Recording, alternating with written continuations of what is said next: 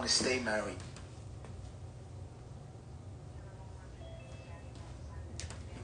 So I listen to people who have stayed married and who I know have gone through trials and tribulations. We can't listen to single people about married people issues. Like, that's just not, it's just not going to work.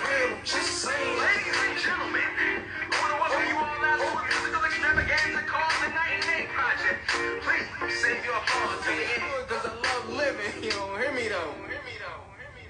So I wanted to touch on Cody and Tommy in regards to coming up with the entire series. Everyone always wonders, like, hey, like, how do you balance everything? You guys do so much. Do you mind sharing with everyone, how do you maintain the family balance with the work balance, with everything that you're building? With everything that we're doing and trying to find balance and really just trying to have a strong, healthy relationship while juggling our professional endeavors, our kid. The short answer is that I have no idea. I don't know. There is no balance. But a big part of trying to get there is finding examples like them. Finding examples like we try to share in the show. You know, we find somebody that we're like, oh, they're interesting, they're cool. And we interview them. And we try to learn from them. And then we try to share it with other people.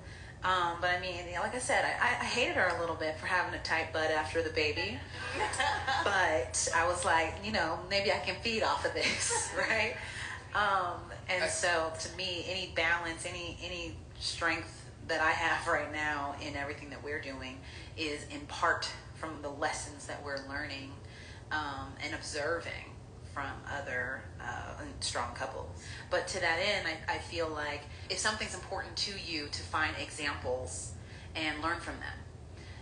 Whether that's reading about them, whether that's finding them and talking to them, but whatever it is, professional, personal, if there's something that's important in your life and you want to be better, do better, find those people that are doing it well and try to learn from them. And that was our whole point with this show.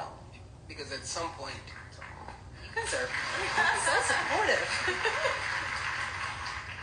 Because at some point, the excuse of, you know, I grew up with this, or I didn't have this, or whatever it may have been, it doesn't hold water anymore. So it's like, it's your responsibility. And so it's like, if you know you have this deficiency, if you know you need to learn something, if you know that you're bad at something, as an adult who wants to make something happen, well, figure out what you need to do. Figure out how to fill that void. Figure out how to learn about marriage. Figure out how to do whatever else you want to do. And stop making excuses. It's not your mom's fault that you're not in a happy relationship. Or your dad, or anything. And surround yourself with people that will pull you up as well. We had an interesting question last week that I guess I'll pose to you guys. But someone asked us something to the effect of like, who do you confide in about your relationship, right? Like often we're told, like, don't talk to anybody about your relationship. But are there people that you do confide in? Is that a healthy thing to do, or is that the wrong thing to do? What's your philosophy on it? Well, I was blessed to have a lot of married couples that are, you know, in our family. My parents have been married for over 30 years. My uncle and my aunts, my grandparents. So normally when I confide in people who have found a way to make it work.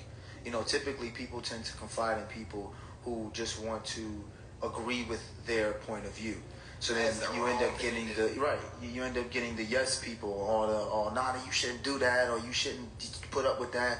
And it's like, you can't listen to single people about married people issues. Like, that's just not, you know, it's just not going to work. So I, for one, want to stay married. So I listen to people who have stayed married and who I know have gone through trials and tribulations, because everybody goes through trials and tribulations. People always want to make it seem as if, like, oh, if your marriage is not perfect, or if it doesn't look the way it's supposed to look on TV, then you're just in a bad marriage. And that's just not the case. And I mean, and just to address the elephant in the room, which is always cheating. People always want to talk about cheating and stuff like that.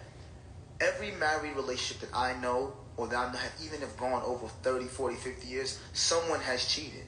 Whether it's a man or a woman, there's no only men cheat or only women cheat. It just depends on how you deal with what happens or what's the reason for it. And the reason why I bring that up is because I was guilty of stepping out, and it was before I was married, and I was going through my worst, and it was a lot of times where I felt like, damn, do I even want to be married?